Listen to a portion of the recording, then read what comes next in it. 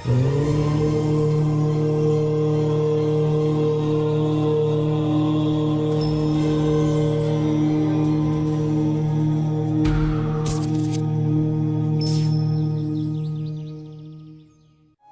Wireless mouse ಇದೊಂದು 500-700 ರೂಪಾಯಿ ಇರ್ಬೋದು, ಗೊತ್ತಿಲ್ಲ.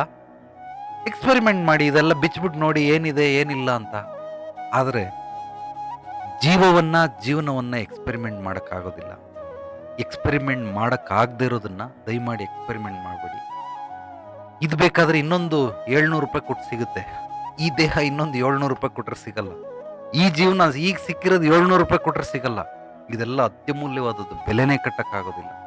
ಆದ್ರಿಂದ ದೊಡ್ಡ ದೊಡ್ಡ ನಿರ್ಧಾರಗಳು, ಬೃಹದಾಕಾರವಾಗಿರೋ ನಿರ್ಧಾರಗಳನ್ನ ದಯಮಾಡಿ ನಿಮಗೆ ನಂಬಿಕೆ ವಿಶ್ವಾಸ ಇರೋರ ಹತ್ರ, ಅಥವಾ ತಿಳಿದಂಥವ್ರು, ಅರಿತಂಥವ್ರು, ಅನುಭವಸ್ಥರು, ವೃತ್ತಿಪರರು ಯಾರ್ಯಾರಿದಾರೋ ಇವರ ಬಳಿ ಕೇಳಿ. ಅವ್ರ ಹತ್ರ ನಿಮಗೆ ಸಾಕಾಗ್ಲಿಲ್ಲ ಅಂದ್ರೆ ಬೇಕಾದ್ರೆ ಇನ್ನೊಂದ್ಸಲ ಕ್ರಾಸ್ ಚೆಕ್ ಮಾಡಿ, ತೊಂದರೆ ಇಲ್ಲ. ಈಗ ಉದಾಹರಣೆ, ನನಗೆಲ್ಲೋ ಆಶ್ರಮ ಕಟ್ಟಬೇಕು ಅನ್ನೋ ಆಸೆ. ಅದ್ಭುತವಾಗಿ ಯಾವುದೋ ಒಂದು ಚಿಕ್ಕಬಳ್ಳಾಪುರದ ಹತ್ರ ಒಂದು 3 ಎಕರೆ ಜಮೀನು ತೋರಿಸಿದ್ರು. ಹೋಗಿ ನೋಡಿದೆ, ಬಹಳ ಚೆನ್ನಾಗಿದೆ. ಅಲ್ಲೇನಾದ್ರೂ ನಾನು ಆಶ್ರಮ ನಿರ್ಮಾಣ ಮಾಡಿದ್ರೆ 3 ತಲೆಮಾರು, 3 ಅಲ್ಲ 30 ತಲೆಮಾರು ಬೇಕಾದ್ರೆ ನಡ್ಕೊಂಡು ಹೋಗ್ಬೋದು. ಅಷ್ಟು ಅದ್ಭುತವಾಗಿದೆ ಜಾಗ, ಒಳ್ಳೆ ವೈಬ್ರೇಷನ್ ಜಾಗ, ಚೆನ್ನಾಗಿದೆ. ಆದ್ರೆ ಅದೇನೋ ಖಾತೆ ಪಾಣಿ ಏನೇನೋ ಹೇಳ್ತಾರೆ, ಇದ್ರ ಬಗ್ಗೆ ನನಗೆ ನಯಾ ಪೈಸದ ಐಡಿಯಾ ಇಲ್ಲ. ನಿಜವಾಗ್ಲೂ ಹೇಳ್ತಾ ಇದ್ದೀನಿ, ನನಗೆ ಏನೂ ಗೊತ್ತಿಲ್ಲ ಅದ್ರ ಬಗ್ಗೆ. ನಾನೇನು ಮಾಡಿದೆ, ಆ ಪತ್ರನ ತಗೊಂಡು ಬಂದು ಒಬ್ಬರು ಲಾಯರ್ ಕೊಟ್ಟೆ.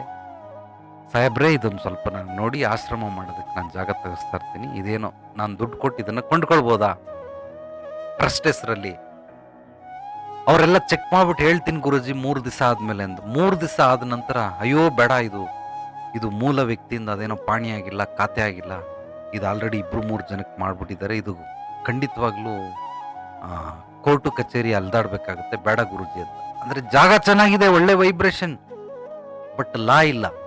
ಅಂದ್ರೆ ಲಾಗ್ ಏನೇನ್ ಬೇಕು ಅದನ್ನ ನಾನು ಮಾಡಕ್ಕಾಗಲ್ಲ. ಅಕಸ್ಮಾತ್ ನಾಳೆ ದಿವಸ ಅದನ್ನ ತಗೊಂಡು ನಾನು ಲೋನ್ಗಿನ್ ತಗೊಳೋದಕ್ಕಾಗೋದಿಲ್ಲ.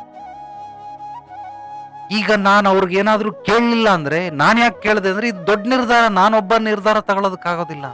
ಆ ಜಮೀನಿಗೆ ಯಾರೋ ದುಡ್ಡು ಕೊಡ್ತಾರೆ, ಅಲ್ಲಿ ಆಶ್ರಮ ರಿಜಿಸ್ಟ್ರೇಷನ್ಗೆ ಯಾರೋ ಇನ್ನೊಬ್ರು ಸಹಾಯ ಮಾಡ್ತಾರೆ.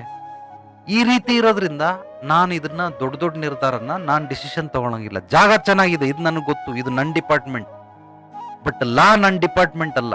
ಲಾಯರ್ ತಗೊಂಡೋಗಿ ತೋರಿಸೋದಿಕ್ಕೆ ಬೇಡ ಗುರೂಜಿ ಅಂತಂದ್ರು. ಹಂಗಂತೇಳಿ ಅವ್ರ ಹತ್ರ ಪುಕ್ಸಟ್ಟೆ ಮಾಡಿಸಿಲ್ಲ, ನಾನು ಅವ್ರಿಗೆ ಫೀಸ್ ಕೊಟ್ಬಿಟ್ಟು ಬೇಡ ಅಂತ ಹೇಳಿದ್ರು. ಅದೇ ರೀತಿ ಇನ್ನೊಂದು ಜಾಗ ನೋಡೋಣ, ತೊಂದರೆ ಇಲ್ಲ. ಈಗ ಏನಾದ್ರೂ ಅಪ್ಪಿ ತಗೊಂಬಿಟ್ಟಿದ್ರೆ, ಜಾಗ ತಗೊಂಬಿಟ್ಟಿದ್ರೆ, ನಾನು ಎಲ್ಲರ ತರ ಎಡವಟ್ಟು ಮಾಡಬೇಕಾಗುತ್ತೆ. ಆದ್ರಿಂದ ದಯಮಾಡಿ ದೊಡ್ಡ ನಿರ್ಧಾರಗಳನ್ನ, ಬೃಹದಾಕಾರವಾಗಿರೋ ನಿರ್ಧಾರಗಳನ್ನ ನಿಧಾನ ಆದ್ರೂ ಪರವಾಗಿಲ್ಲ, 1 ತಿಂಗಳಾಗ್ಲಿ, 3 ತಿಂಗಳಾಗ್ಲಿ, 6 ತಿಂಗಳಾಗ್ಲಿ, 1 ವರ್ಷ ಆಗ್ಲಿ, ತೊಂದರೆ ಇಲ್ಲ. ಯಾಕೆ ಅಂದ್ರೆ ನೀವೇನಾದ್ರೂ ಡಿಸಿಷನ್ ಇಮಿಡಿಯೇಟ್ ಆಗಿ ತಗೊಂಡು ಮುಗ್ಗರ್ಸ್ ಬಿದ್ರೆ, ನೀವು ಮತ್ತೆ ಎದ್ದೇಳೋದಕ್ಕೆ 3 ವರ್ಷ ಆಗ್ಬೋದು, 5 ವರ್ಷ ಆಗ್ಬೋದು, 10 ವರ್ಷ ಆಗಬಹುದು. ಆದ್ರಿಂದ ಜೀವನವನ್ನ ಎಕ್ಸ್ಪೆರಿಮೆಂಟ್ ಮಾಡಬೇಡಿ ಯಾರು.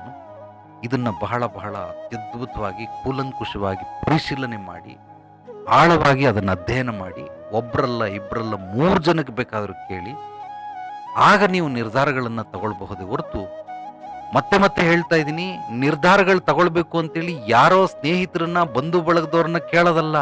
ವೃತ್ತಿಪರರು, ತಿಳಿದವರು, ಅರಿತವರು, ಅನುಭವಸ್ಥರು ಅದನ್ನು ಕೇಳಬೇಕು. ಅಯ್ಯೋ, ನನಗೆ 1 ತಿಂಗಳಿಂದ ತಲೆನೋವ್ತಾ ಇದೆ, ಏನ್ ಮಾಡೋದು ಗೊತ್ತಿಲ್ಲ ಗೆಳೆಯ, ಏನ್ ಮಾಡ್ಬೇಕು?